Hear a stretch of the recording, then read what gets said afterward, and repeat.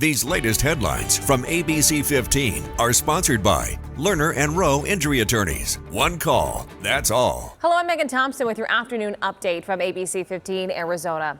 An 11-year-old has died after getting hit while crossing the street last night in Avondale.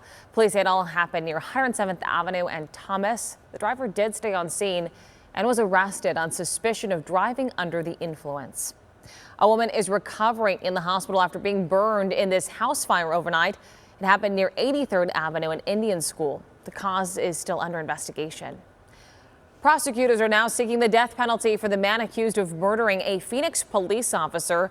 Saul Ball was indicted on multiple charges, including first-degree murder in the death of Officer Zane Coolidge. Officer Coolidge was responding to a burglary call near 16th Street in McDowell last September when he was shot and killed.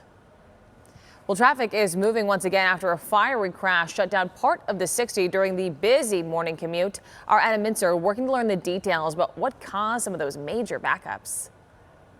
All clear now at the US 60 westbound at the Val Vista exit, but this was not the scene just a few hours ago when there was a fiery 7-vehicle collision. According to DPS, a cement truck rear-ended a pickup that had slowed down or stopped during morning traffic. The pickup immediately bursted into flames, and a Chandler PD motorcyclist broke the window and, with the help of an off-duty firefighter, brought that driver out of the pickup and into safety.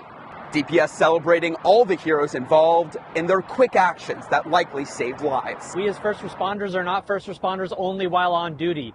The Chandler PD motor officer was on duty, but that off-duty firefighter, he was just going about his day. We are on duty, quote, on duty all the time. If we see something, we're expected to take action. We're expected to assist people when they're in need of help because we have that training, we have that experience. DPS managing to clear the scene in about an hour and a half, 2 hours. But let me just show you how backed up traffic was this morning. If you were on the roads about 7:30, 8 o'clock, all the way about 2 miles back, close to that green mile marker.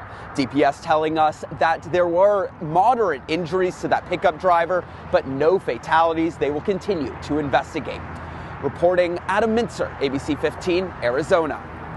I'm going to turn right now to a brand new Operation Safe Roads report as our team is following up on the number of deadly pedestrian crashes in our state. Now, Arizona lawmakers are working to make it safer as a bill now heads to the state Senate for a full vote. House Bill 2684 is a bill aimed at keeping pedestrians off medians and roadways. It would prohibit people from gathering near highway entrances or exit ramps to avoid risks to themselves and drivers, as well as painted or raised road medians. One of the bill's sponsors, State Representative Joseph Chaplick, says this law will prevent senseless tragedies. Now, Governor Katie Hobbs rejected a similar measure last year. And now to an ABC15 traffic alert. Starting tonight, you can expect to see some restrictions along the I-10.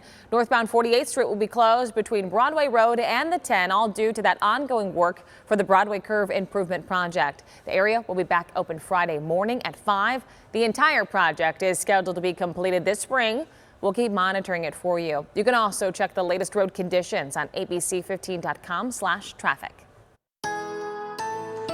With your most accurate forecast, I'm meteorologist Jorge Torres. Another unseasonably warm day on tap here in the valley, with temperatures starting off this morning in the lower 50s, right to 70 already at midday, and forecasting highs in the mid-70s, similar to yesterday's forecast. Either way, a fantastic day to enjoy the outdoors, whether you're running, hiking, or biking. But if you're going to be out at midday, slather up with sunscreen because the UV index will be at 5, meaning it will only take you 45 minutes until that sunburn sets in. Across northern Arizona, highs today in the 50s for areas like Flagstaff, Heber, and Cholo, too, with 60s throughout Gila County and 70s across the majority of central and western Arizona. Your 7-day forecast showing those highs heating up, especially this weekend and early next week, with highs in the mid to upper 80s Sunday and Monday.